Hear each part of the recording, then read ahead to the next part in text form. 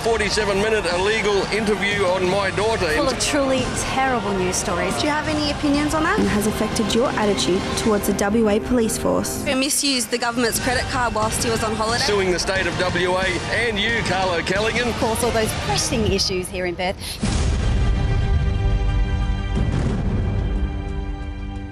Hello and welcome to another episode of the award-winning Undercurrent. My name is Kristy Mollica. Well, first up on tonight's show, recently a forum was held to help students discuss the ever-skyrocketing cost of becoming a student. Nadia Hunter has all the details.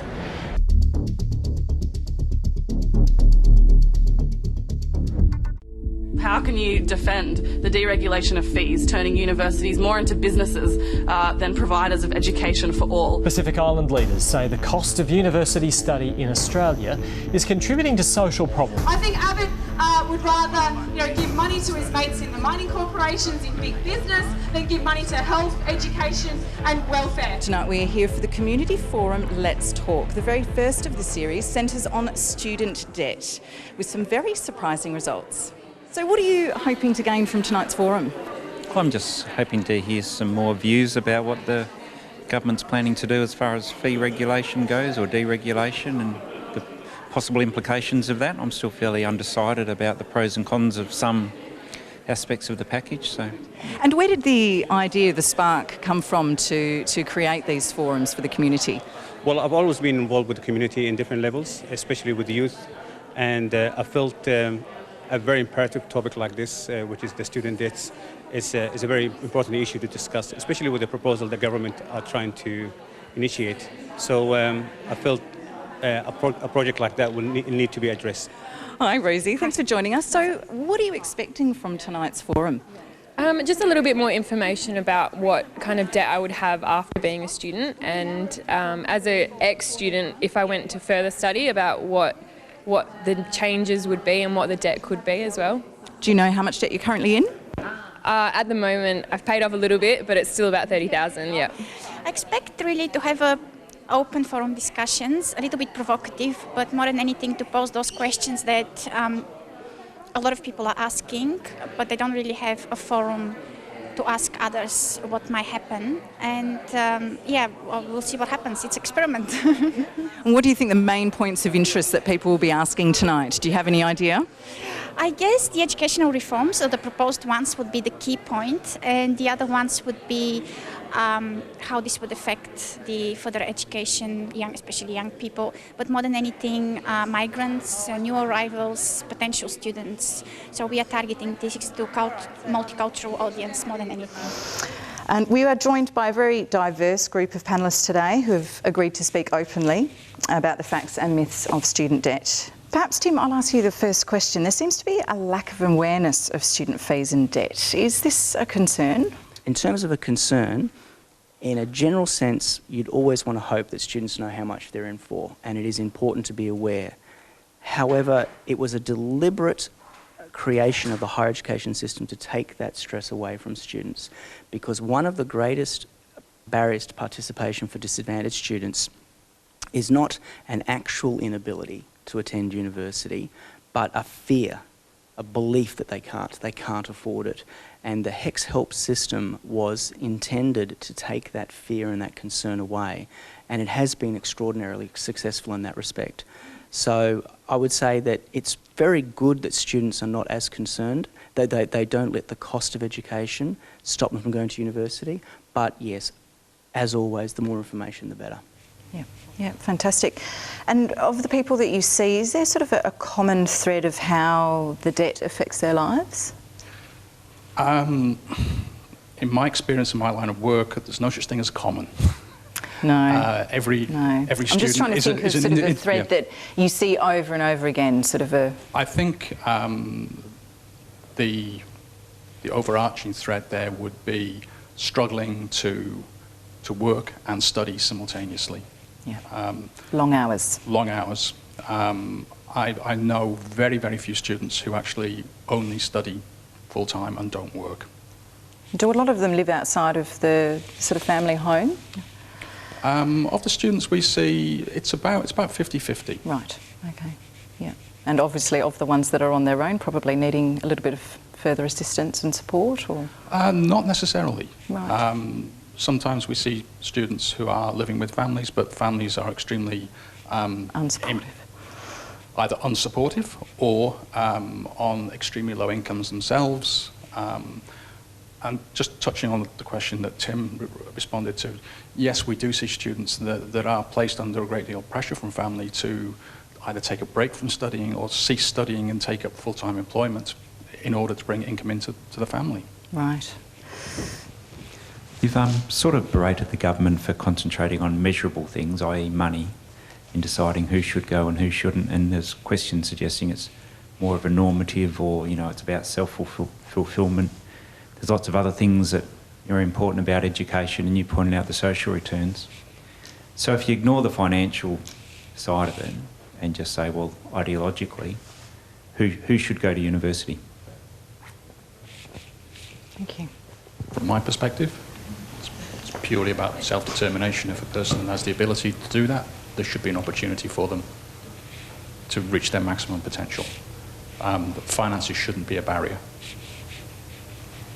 Yeah, I'm in total agreement. And my parents came over here from England. They were 10-pound poms, and they came here to Australia and ended up settling here. And when they attended WAIT here, they really wanted to pursue getting a diploma. And at that time, it was free, but they certainly struggled, even though education was free.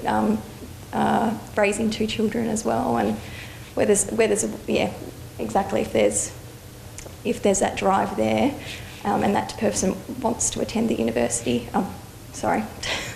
wants to get a degree, then yes, there should be the opportunity. There should be the, support there, as you said, yeah, for that person, yeah, most definitely. We've been told from the start of every semester in every unit, don't work more than 10 hours a week, don't work more than 20 hours a week. If you want to work in a university-friendly job like working in hospitality after hours, you're only making a maximum of $20 an hour. Again, if you work 20 hours a week, you're looking at $400 before tax. Take into consideration rent, take into consideration transport, take into consideration life, eating healthy, all those other opportunities which are part of life in university. I don't think that people understand how difficult it is to actually be a university student, but then again, take into consideration people from culturally and linguistic diverse backgrounds, how difficult it is for them. Do you think that there is a misunderstanding in the community about how difficult it actually is to be a successful student at university? Yeah, absolutely. It is particularly tough for those students that actually fall on that cusp of not being eligible for Centrelink, but not having parent support. And yes, there really needs to be something done about that. And in answer to your question, yes, I think the general community does not understand how difficult it is to be a student. It's a balancing act. Many achieve it, but equally there are many that don't achieve it. I'm Nadia Hunter reporting for Undercurrent West TV Perth.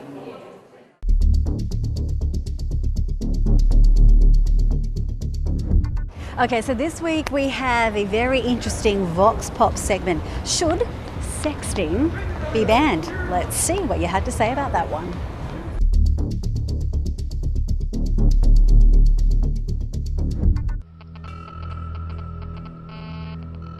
Sexting has now been banned in Victoria.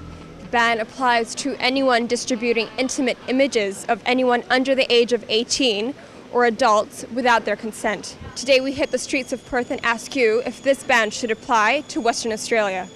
I do for people under 18, yes, definitely, because they're just not old enough. Because it's unsafe for younger people that are vulnerable to that. No, you know, they think they're doing the right thing, they're going to get attention out of it, and they get the wrong attention. It gets put onto the Instagram or whatever you want to call it, social media, and it's been put out there and it's stuck on the internet. So it's not good for kids, but yeah, it definitely should be banned. It's not good for the whole society when young women are so, it's not good. Yeah, I strongly say it should be banned because it is very bad for teenagers, for all of us, I think. can ruin the society. No, I don't think because so. no. It's like breaching Your own rights like as your a own person, to yeah. send that kind of photo. I think it somehow also offends the freedom, liberty of every person. But I think to save children, it's not a bad idea. Young teenagers, I don't think shouldn't do that, but adults, I'm okay with that. I just, like, it should be banned because it's not good, but I just don't see how they can enforce that. I highly doubt imposing a law is going to stop anyone. That's like saying, oh, you can't drink unless you're over 18. It's useless. It's not going to do shit. You know, there's a law against having sex underage, so there should be a restriction, but I don't think it should be banned. Well, I'm not from WA, but I think it should be banned Australia-wide. I think it should be banned globally, and those that abuse it, such as the young men that request the girls to do this, it should be illegal. They should be fined. I think they should have a penalty for doing that. People should have a right to protect their own image. But now those who illegally distribute such images in Victoria can be jailed for up to 2 years.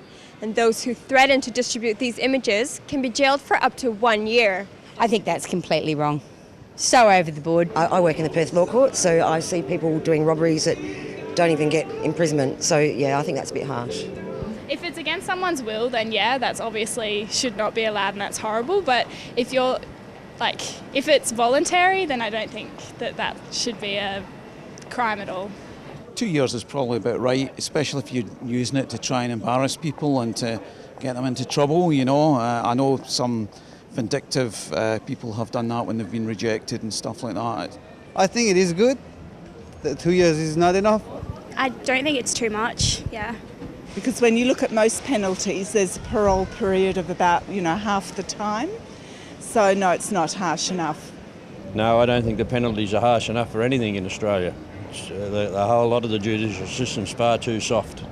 I think if you were over 18 asking an underage to send you pictures or porn or stuff like that, then yeah, in 2 year penalty is pretty good because you think about it, that's pretty much like pedophilia. If it's underage, then of course go to jail, get sodomized, you deserve it. But if it's over 18, then it's simply the person's perspective how they want to go about it. I think that's a bit harsh, yes. But I think a slap on the wrist is not enough either. Depending on the circumstance, if it's to the point where the person is getting harassed and bullied and feeling uncomfortable with the situation, then yeah, it definitely should be. But if it's consensual on the both ends and then one person changes their mind, then it's a different story. This has been Christy Muller reporting for Undercurrent.